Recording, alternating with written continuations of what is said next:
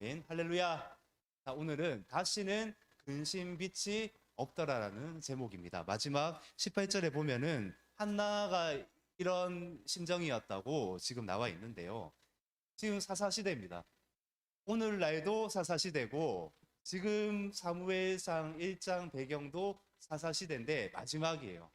마지막 사사가 사무엘이잖아요. 그래서 엄청 어두운 시대예요. 그래서 이 사사시대의 특징은 뭐냐면은 이렇게 나와 있어요. 모두 다 모든 사람들이 이렇게 말을 하는 거예요. 자기 소견대로 옳은 대로 행하였다. 이렇게 고백을 하고 우리는 우리의 소견대로 움직입니다. 사람의 우리가 하고 싶은 대로 욕심대로 생각대로 움직이는 것이 아니라 지금도 하나님이 말씀하십니다. 지금도 하나님이 우리 가운데 계속 음성을 주시고 우리가 듣지 못하는 것뿐이죠. 그래서 하나님의 말씀 가운데 기도 가운데 날마다 나아가잖아요. 그럼 하나님이 우리 가운데 알게 하세요. 그 뜻과 부르심에 우리가 아멘하면서 순종하며 달려가야 되는데 이 사사시대에는 자기 소견에 옳은 대로 따라갔다는 거예요. 하나님을 얼마나 대적하는 사람들이 많았겠어요. 생각을 해보면은 창세부터 시작을 해서 제가 사실 이제 이 모세오경이나 쭉 해서 전체적인 배경에 대해서 간단하게 자주 설명을 드리려고 합니다. 저도 기억을 하고 사람에게는 자꾸 까먹는 그런 은사가 있는 것 같아요. 그래서 날마다 말씀을 봐요. 기도해야 되고 하나님께 도움을 구해야 되는 것 같아요. 그건 누구나 예외가 없는 것 같아요. 그래서 이 창세기에 보면 하나님이 6일 만에 창조를 하시고 또 마지막에 안식을 하시고 아담과 하와를 만드시고 아담과 하와가 불순종을 하잖아요. 자기 생각대로 옳은 대로 그때도 행했던 거예요. 이게 제약이 된다는 거예요. 지금도 아니면 내일 우리가 아침에 일어나서도 내 생각대로 옳은 대로 행하는 것이 그것이 제약이 된다. 하나님이 분명하게 나에게 코치하시고 우리 성령님이 어떤 분이십니까? 보혜사 성령, 카운셀러라고 합니다. 상담도 해주시고 항상 우리가 하나님께 의논하고 친밀하게 걸어가야 되는데 항상 우리는 우리 마음대로 걸어가는 때가 정말 많다는 거죠. 그리고 이렇게 마음대로 걸어가면서 하나님께 나와서는 기도할 때는 하나님께 영광 돌린다고 얘기하면 뭔가 맞지 않는다. 더 갈급해지는 거예요. 내 마음에서도 언행 심사에서도 주님과 동행하는 것이 얼마나 중요한가. 내 소견이 아니라 하나님의 뜻대로 행하는 거예요. 창세 때도 하와가 먼저 넘어졌잖아요. 하와가 넘어져서 불순종을 해서 남편에게 가서 이걸 먹으라고 권합니다. 둘 다 죄를 지었죠. 하와가 먼저 죄를 지었지만은 그것을 분별력 없이 그래? 먹어볼까 하고 먹은 것도 죄를 지은 거예요. 자기 생각대로 행했다는 거예요. 그래서 에덴 동산에서 쫓겨나게 되고 하나님이 쫓겨나서 가인과 아벨을 주십니다. 가인은 아벨을 쳐 죽이죠. 그래서 가인은 떠나가서 자기 성을 쌓으면서 악한 족보가 이렇게 시작이 돼요. 그리고 아벨 대신 하나님이 주신 아들이 셋입니다. 셋의 족보를 통해서 쭉 이렇게 내려오면서 결국은 노아가 태어나요. 그래서 창세부터 시작을 해서 노아까지 약 1000년이 지난 1000년이 몇 장 안 되는데 1000년이 지나버렸어요. 6장에 노아에 대해서 소개를 하는데 근데 이런 의인이 없다고 나와요. 모든 사람 중에 노아만 의인이었다고 나와요. 하나님이 노아에게 임하셔서 말씀을 하시죠. 방주를 지어라. 내가 하나님이 근심하시면서 그렇게 말씀을 하시는 거예요. 내가 다시 세상을 리셋할 거야. 다시 태어나게 할 거야. 그래서 노아 너의 가족 8명은 살려줄 거다. 방주를 지어라. 방주를 얼마나 지었을까요? 방주를 지은 기간이 100년이 넘어요. 120년입니다. 계산을 하면. 엄청난 기간이죠. 하나님 어떻게 보면은 말씀을 탁 하셔서 배를 탁 주시면 되는데 항상 우리의 순종을 요구하시는 거예요. 하는지 안 하는지. 그것도 노아는 그때 시대에는 120년이 많이 살았잖아요. 그러니까 엄청난 긴 시간이라는 겁니다. 얼마나 많은 사람들이 조롱하고 핍박하고 그랬겠습니까?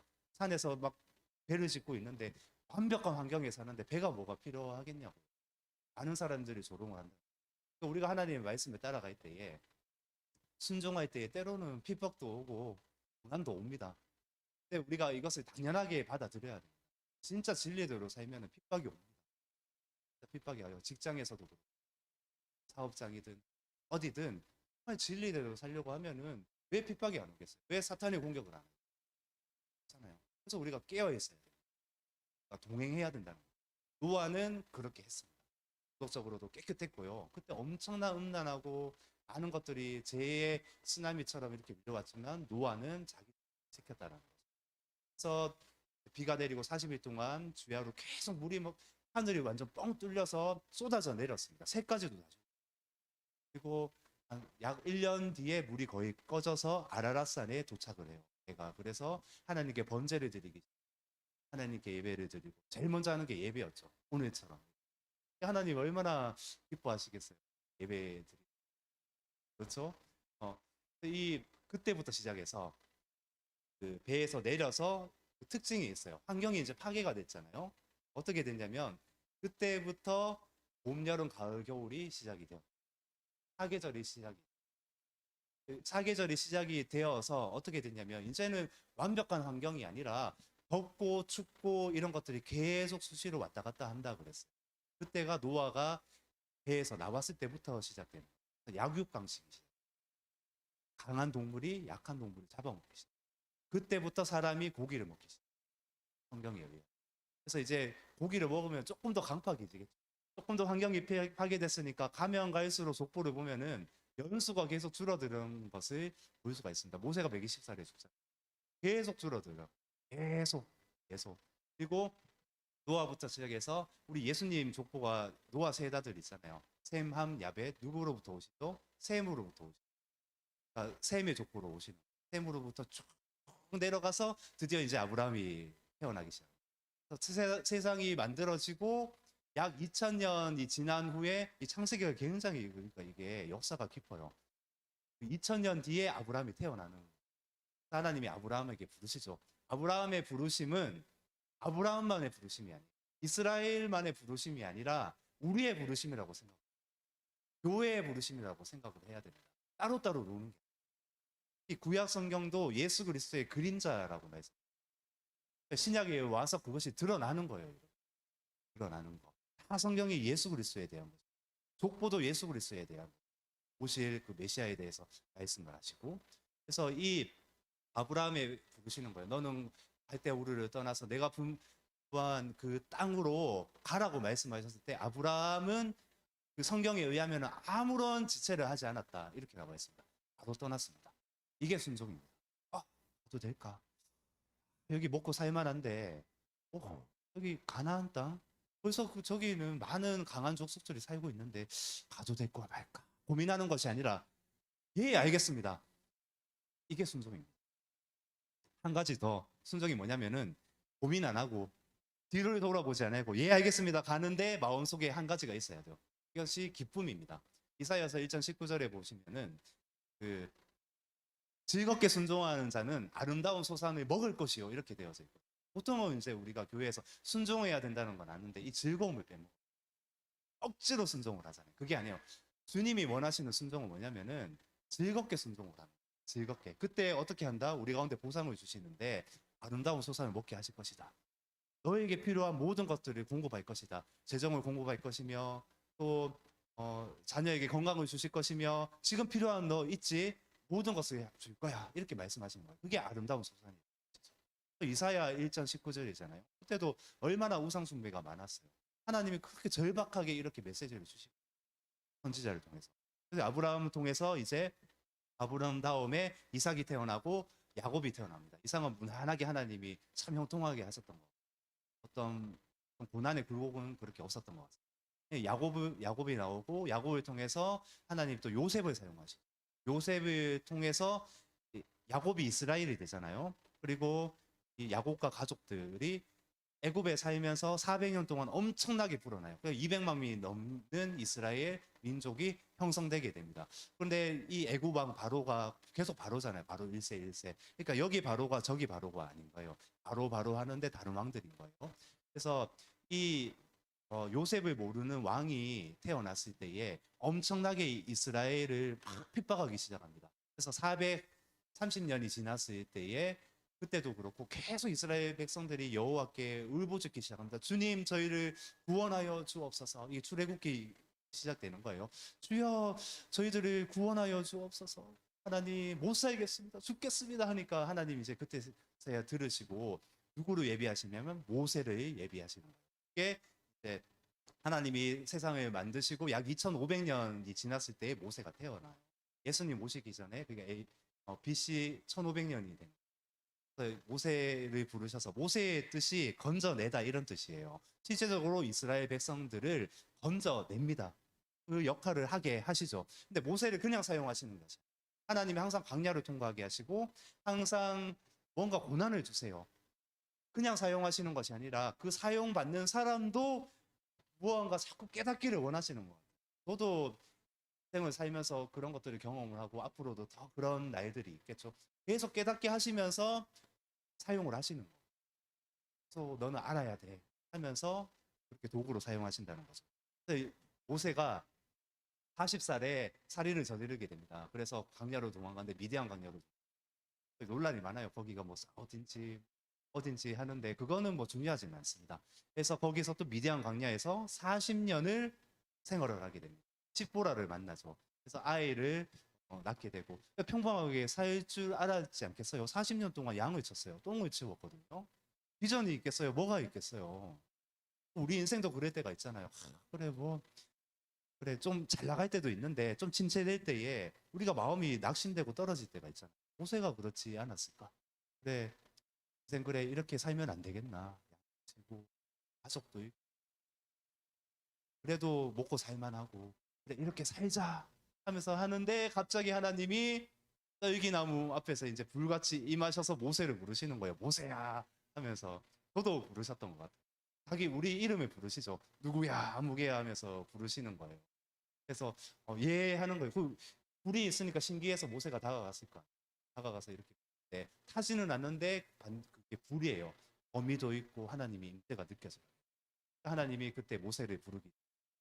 너 내 백성을 건져내야 돼. 애굽에서 출애굽을 시켜야 돼. 그러니까 모세가 아니요 저 못해요. 저는 말도 못하고 능력도 없고 그래 그래서 아론을 붙여주겠다. 손을 넣었다 빼봐라. 문둥병이 생겼는데 다시 넣었다 빼봐. 하면서 다시 이것이 고침을 받게 하고 지팡이가 뱀이 되었다가 다시 또 지팡이가 되었다가 하나님이 능력의 지팡이, 인도의 지팡이를 탁 주시고 이제 준비를 탁 시키시는 거죠. 나는 할 수 없다고 생각했는데 모세는 할 수 없다고 생각을 했는데 어떻습니까? 하나님은 할 수 있다고 말씀하시니까 우리가 할 수 있는 겁니다. 그래서 진짜 겸손이 뭐냐면은 내가 할 수 없는 것에 없기 때문에 저 못해요 하고 빠지는 게 겸손인 것이 아니라 하나님이 말씀하실 때에 예 저는 할 수 없지만 하겠습니다. 이게 겸손이 됩니다. 모세를 통해서 우리가 볼 수 있습니다. 모세를 사용하셔서 이제 출애굽을 시키시는 거예요. 10가지 재앙을 주시죠. 10가지 재앙은 뭐냐면은 이집트 애굽의 신들이에요. 마지막 신이 가장 강력하겠죠. 6월절 그 죽음의 천사가 이렇게 넘어가잖아요. 넘어가면서 어린 양의 보혈이 그 어린 양의 피가 좌우 문설주에 발려 있지 않으면은 장자가 다 죽었습니다. 생명에 관한 거잖아요. 9번째 재앙이 뭐죠? 9번째가 흑암의 재앙이에요. 태양신. 그러니까 이집트의 모든 그 신들을 제압을 하시면서 이렇게 말씀하시는 거예요. 누가 참 하나님이냐?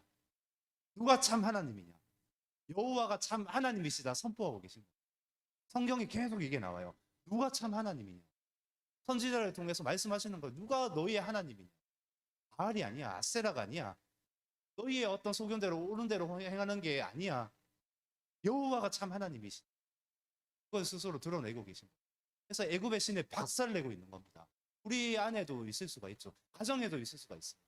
박살내야 되는 거예요. 계속 예수님의 이름으로 항상 말씀과 기도로 깨어 있음으로 나아가야 된다는 거예요. 모세를 통해서 이제 출애굽을 하게 하시는데 9번째 재앙을 하고 10번째 재앙을 내리시기 전에 6월절을 보내게 6월절을 보낸 다음에 10번째 재앙이 임해요. 그래서 장자의 죽음이 임하게 되고 이제 바로가 두 손 두 발 들기 시작합니다. 이건 영적인 의미로 어떠냐면은 이집트의 주요 신들이 완전 박살났잖아요. 그러니까 그제서야 이제 나갈 수 있는 통로가 생겼나 봐요. 다른 의미도 있지만. 그래서 다음날 아침에 일찍 무교봉을 가지고 나가죠. 무교봉은 뭐가 없다라는 거잖아요. 없다, 없을 무. 병은 빵이잖아요. 그게 뭐냐면 이제 이스라엘 말로 맞자라고 해요. 이제 시즌이 돌아왔죠. 이스라엘에도 밭은 없어요. 누룩이 없기 때문에 부풀지도 않고 급하게 나가야 되기 때문에 그렇게 무교봉을 가지고 나가라고 하셨고 두 번째 의미는 뭐냐면은 거룩하게 원하죠. 어린 양의 보혈로 우리를 구원하셨어요. 지금 우리 성화의 가정 지금 우리가 다 걸어가고 있잖아요. 믿음으로 살아야 되는데 참 못 살아서 참 회개하고 그럴 때가 얼마나 많으십니까? 저도 그렇습니다. 성화의 과정 시작됐어요. 하나님이 원하시는 누룩 없는 빵, 거룩하게. 누룩은 성경에서 많은 경우에 죄를 상징합니다. 그리고 이것을 가지고 급히 빠져나왔습니다. 3일 만에 하나님이 바로 가나안 땅으로 가게 할 수도 있는데 일부러 돌아가게 하셔서 홍해 앞에 맞닥뜨리고 3일째 됩니다. 이스라엘 백성들이 또 불평불만하죠. 소신자잖아요. 소신자 때 저도 얼마나 불평불만 많이 했는지. 저는 모태신앙인데 예수님을 늦게 만났어요. 그러니까 이해가 안 되는 상황에서도 다른 얘기지만은 결혼을 해서도 참 이해가 되지 않는 상황이 많이 맞닥뜨렸던 거 같아요. 그때도 사역을 했어요. 그때도 근데 저는 고백하기를 참 형편없는 사람이었어요. 왜? 그 싸움을 하면 항상 그렇잖아요. 네가 잘못했다 그거잖아요. 남 탓을 하기 시작한다는 거예요. 사실은 내 탓인데. 나누기도 했었지만은 이 결론은 서로 이제 기도를 안 하기 시작. 왜냐하면 기도하면 하나님이 회개하는 마음을 주시고 기도를 하면 내 탓이요 되거든요. 그거 하기 싫어서 끝까지 네 탓이요 하려고. 이게 초신자 때 이런 것들이 굉장히 많은 거예요. 홍해 앞에 섰을 때 얼마나 두렵고 떨리겠습니까? 사실 그냥 종처럼 돌아가고 싶은 거예요. 그러면은 생명이라도 건질 수가 있어요. 앞에는 홍해 바다죠. 뒤에는 이제 드디어 막 그 마차 소리가 막 들려요. 막 군병 소리가 막 들립니다. 이제 죽었구나. 모세를 원망하기 시작. 리더를 원망하기 시작. 절대 해서는 안 됩니다. 사람을 원망하는 거 절대 해서는 안 된다. 스스로를 돌아봐야 된다. 하나님이 다시 모세의 지팡이를 들게 하셔서 구원을 보라. 너희는 가만히 있어 봐라. 하나님의 구원을 보라. 모세가 선포를 하고 홍해가 갈라지기 시작합니다. 지나가게 하죠. 그래서 쭉 이렇게 가서 광야 40년을 지내게 됩니다. 그래서 이 출애굽을 시작해서 50일째 되는 날에 시내산에 도착. 시내산에 도착을 해서 하나님이 모세를 부르셔서 두 가지를 주시죠. 십계명과 두 돌판 십계명과 성막을 지을 수 있는 무언가를 주셨어요. 그러니까 출애굽기 반 이상이 성막 짓는 내용이 나와요. 참 재미없는 부분이 있어요. 그렇죠? 근데 마지막 출애굽기 마지막 부분에 보면은 이 성막이 완성이 됐을 때 하나님의 기쁨이 충만했어요. 그 임재가 그 성막에 충만했다 이렇게 나와 있습니다. 그리고 레위기가 시작되잖아요. 레위기. 그러니까 배 하면서 시작을 해요. 이스라엘 말로. 그러니까 그리고 연결이 되는 거예요. 연결이. 그러니까 이 성막이 완성이 됐으니까 이 백성들에게 필요한 것은 뭐냐면은 한 가지예요. 율법. 율법이 무엇인가? 그래서 율법 613가지를 레위기를 통해서 말씀하시는 거예요. 그래서 십계명을 받아놓은 10가지는 레위기의 축소판이라고 생각합니다. 레위기를 지나가고 드디어 이제 시내산에서 1년을 머무고 난 뒤에 출발을 하는 그 시점이 민수기가 되는 거예요. 민수기는 수를 세다라는 뜻인데 이건 70인역에 있어요. 맞는데 헬라어 성경. 근데 유대 성경에 보면은 다른 뜻으로 되어 있습니다. 광야에서. 왜냐하면 민수기 자체가 40년, 39년 광야 생활을 당해요. 그래서 광야를 이렇게 통과하게 하시고 통과를 해서 이제 마지막에 모압 평지에서 모세가 죽잖아요. 요단강 경계가 있는데 요르단 쪽, 이스라엘 쪽 있는데 모압 평지에서 모세가 죽기 전에 마지막 설교를 하는 주요 내용들이 신명기가 되는 거예요. 다시 율법을 선포하는 거예요. 왜냐하면 첫 세대는 죽었고 두 번째 세대에게 그 하나님의 메시지 역사들을 알아야 되거든요. 설교하는 내용이 나와 있습니다. 모세는 죽고 이제 여호수아가 리더가 되어서 이렇게 나아가게 되죠. 땅 정복 전쟁을 하고 여호수아가 시작되는 거예요. 하나님이 리더를 세우셨죠. 근데 땅 정복 전쟁하는 건 얼마 안 되고 대부분은 땅 분배를 하고 이런 것들이 많아요. 그러니까 여호수아가 죽고 그 다음에 이제 사사 시대가 시작돼요. 여호수아가 죽자마자 좀 영향력 있고 거룩한 사람이 죽자마자 이제 자기 소견대로 옳은 대로 계속 행하기 시작을 합니다. 욕심대로 살기 시작합니다. 사사를 주시죠. 사사를 주셨을 때는 평안했어요. 왜냐하면 하나님의 말씀을 듣고 순종하고 나았기 때문에. 사사가 죽자마자 또 암흑기가 시작되는 거예요. 이게 계속 반복됩니다. 반복. 그 사사기 또 룻기도 사사 시대입니다. 룻기도 그렇고요. 룻기는 어떻습니까? 그 나오미가 베들레헴의 기근이 왔을 때에 모압 땅으로 가버립니다. 거기 먹고 살 만한 거 있더라. 하나님은 베들레헴에 있기를 원하셨어요. 베들레헴 뜻이 빵집이라는 뜻이잖아요. 진리 안에 있기를 원하셨어요. 우리가 진리 안에 있기를 원하시잖아요, 하나님이. 그런데 떠나는 거예요. 환경적으로 저기 보암직하고 먹음직한 무언가가 있어. 떠났는데 어떻게 됐습니까? 그 가족들이 폭삭 망해버렸습니다. 두 아들 죽어버리고요. 남편도 죽고 며느리 2명 남았는데 며느리 1명, 이방 여인 2명이었잖아요. 1명은 떠나버리고 룻만 남았어요. 룻을 통해서 하나님이 또 예수님의 계보를 잇기 시작하죠. 이방 여인. 세상 사람들이 보면은 유대인들이나 세상 사람들이 보면 룻은 이방 여인이고 절대 메시아의 계보가 될 수 없는 사람입니다. 근데 하나님이 룻을 사용하시죠. 보아스를 만나게 하시고 보아스 만나서 보아스가 누구를 낳습니까? 뭐 오벳을 낳고 이새를 낳고 이새를 통해서 뭐 다윗이 나오고 또 예수님 계보를 잇는 엄청난 역할을 이 룻에게 주십니다. 그러니까 사람은 세상은 알 수가 없어요.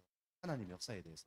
우리를 사용하심도 우리는 변변치 않지만은 교회가 우리가 지금 몇 명 안 되지만 하나님의 역사는 알 수 없다라는 겁니다. 아멘. 우리를 사용하신다는 거예요. 그런 하나님이시죠. 그래서 룻기가 지나고 이제 사무엘상 이렇게 시작이 되잖아요. 똑같은 배경이에요. 이때. 근데 또 여인을 사용하세요. 한나부터 시작합니다. 이때 배경이 어떻습니까? 똑같아요. 자기 소견대로 사견에 옳은 대로 행하고 있습니다. 사람들이. 그래서 계속 하나님과 반대되는 것을 하고 있어요. 근데 한나의 소망이 무엇이었습니까? 이 사사시대 마지막 배경이에요. 한나의 한 가지 소망이 있었어요. 하나님 애 낳고 싶어요. 아이 중에서도 아니요 하나님 딸이 아니라 아들을 낳고 싶어요. 성경에는 아들만 나오잖아요. 딸도 낳았어요. 많이 낳았는데 그냥 안 나오는 것 같습니다. 왜냐면은 보통 그 역사나 계보를 이렇게 적을 때에 아들만 개수를 하죠. 민수기에도 보면 남자 이름 이렇게 딸도 낳았겠죠. 그런데 이 중요한 것은 이 때에 왜 한나가 배경에 등장하는가? 이 사사시대의 마지막 끝 무렵에 왜 한나를 등장하게 하시고 왜 생명을 구하게 하시는가? 단 한 가지밖에 없습니다. 시대에 생명이 없어요. 생명이 없습니다. 진리가 없어요. 생명은 진리잖아요. 향이잖아요. 떡이잖아요. 생명이 없는 시대예요. 그래서 하나님 우리 가운데 무언가 말씀하시는 거예요.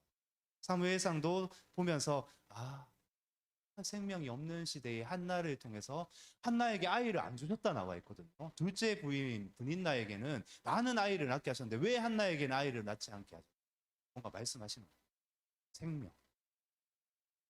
이 시대에 지금도 우리가 오늘날 살아가는데 생명이 없다고 말씀하셔요. 생명을 갖기를 원하세요. 생명.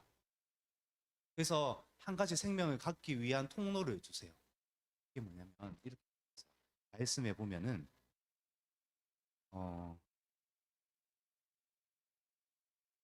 10절에 한나가 마음이 괴로워서 여호와께 기도하고 통곡하며 또 어떻게 나와 있냐면 말씀에 15절의 마지막 부분에 여호와 앞에 내 심정을 통한 것뿐이오니 이게 무슨 말입니까? 통곡했다, 통했다, 간절히 기도했다. 시편 51편에 다윗이 상하고 통해야 하는 마음으로 주님 앞에 나아가잖아요. 죄를 지었을 때 이겁니다. 갈급한 마음. 다시 이제 풀어서 말을 하면은 주님이 아니하시면 아무것도 할 수 없어요. 하나님이 역사하지 아니하면 아무것도 할 수 없어요. 주님이 역사 안 하시면은 간절히 막 부르짖는 거예요. 얼마나 간절히 부르짖었냐면 제가 한번 보세요.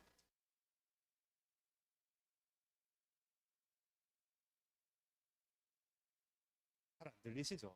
멀리서. 근데 엘리가 이렇게 한나가 이거 부르짖는 거잖아요. 근데 엘리는 깨어 있지 않았습니다. 깨어 있지 않는 제사장이었어요. 법궤가 실로에 있을 때였죠. 그러니까 보고 술 취했는지 알았습니다. 한나는 너무 절박했어요. 너무 절박하니까 소리가 안 나오는 거예요. 이렇게 기도해 보신 적 저는 몇 번 있습니다. 소리가 안 나. 너무 절박해서 하나님이 이런 환경으로 몰고 가시는 거예요. 말씀하시는 거죠. 한나가 이때 구했는 것이 무엇이? 아들이잖아요. 이 시대에 가운데 동일하게 말씀하시는 거예요. 생명. 우리 가운데 왜 고난을 주실까? 왜 어려움을 주실까요? 여기 의도적으로 하나님이 한나에게 자녀를 안 주셨다고 나와요. 왜 그렇게 하세요? 예수님은 왜 의도해서 그 나사로가 죽었잖아요. 왜 3일 뒤에 갔어요? 죽은 뒤에 왜 출발했어요? 하나님 다 의도가 있으십니다. 이 시대에도 하나님의 생명에 대해서 말씀해요. 너희 가정에 생명 있어? 너 친구에게 누구에게 생명 있어? 이 시대에 생명 없는 것을 너 지금 보고 있냐고. 죽어가는 영혼들 보고 있냐고. 너 아들도 있고 딸도 있지. 근데 그 아들, 딸이 정말 생명을 위해서 살고 진짜 영적인 아들을 낳기를 원하시. 그냥 아니에요. 육체적인 거. 이것을 말씀하시는 거예요.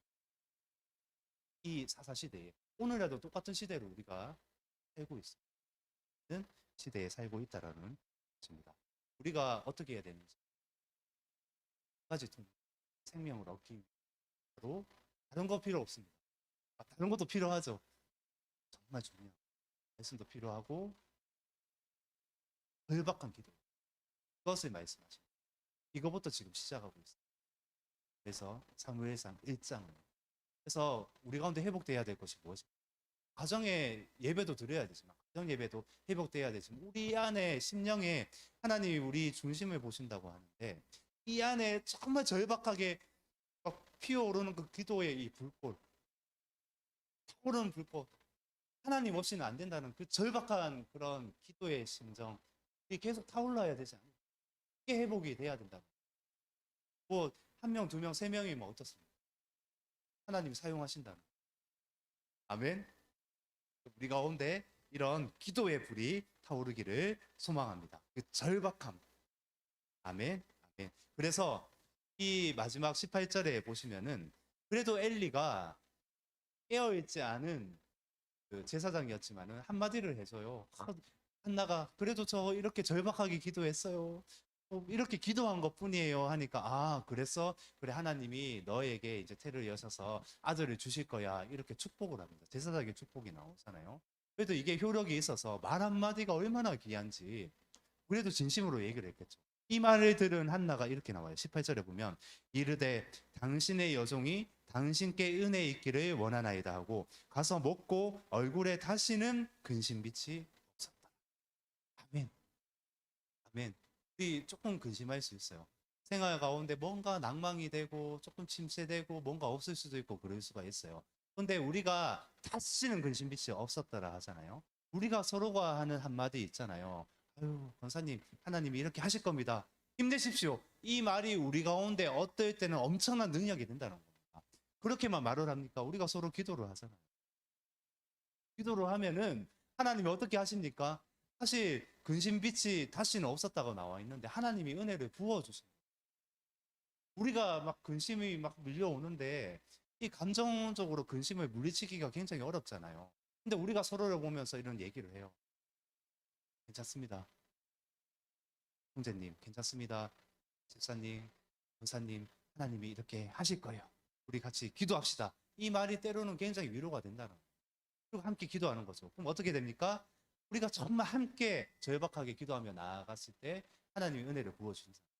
다시는 심지 말씀을 하고 계신 겁니다. 우리는 하나님 은혜 없이는 살 수 없는 존재. 언제나 하나님이 필요합니다. 그렇게 만드셨어요. 그래서 고난도 주시고 또 이제 2장에도 나오지만 한나가 기도를 하잖아요. 너무 기뻐서 사무엘을 주니까 그 아들이 뭐라고 도대체. 저도 아들 3명 있고 딸 하나 있잖아요. 아들보다 딸이 훨씬 좋던데. 아들이 뭐라고 사무엘 하나 딱 주셨는데 너무나 기뻐서 춤을 추면서 한나의 기도부터 이렇게 시작하는 거예요. 그래서 이렇게 고백하잖아요. 우리가 아는 하나님은 죽이기도 하시고 살리기도 하시며 그 높게도 하시고 낮게도 하시고 진토에 내리기도 하시고 기적토이가 함께도 하시고 고백을 이렇게 한다는 거죠. 그 다음에 또 진짜 메시아에 대한 예언까지 하고 있어요. 엄청난다는 거죠. 결국은 우리 가운데 하나님이 이런 날을 예비하셨습니다. 우리가 근심할 필요가 없다라는 거예요. 걱정할 필요가 없다라는 것입니다. 아멘. 하나님이 언제나 우리를 세울 준비를 하셨고요. 지금 잠깐 우리가 근심하더라도 우리가 기도할 수 있고 반드시 하나님의 때에 이 한나에게 소원을 들어주게 하시고 일으키신 것처럼 우리도 우리 각 가정도 성도분들도 또 우리가 기도하는 것들도 또 우리 교회의 비전도 반드시 이루게 하시는 하나님이심을 믿습니다. 아멘. 그래요. 자, 스테이지는 여기 우리 또 몇 가지 기도했으면 좋겠습니다.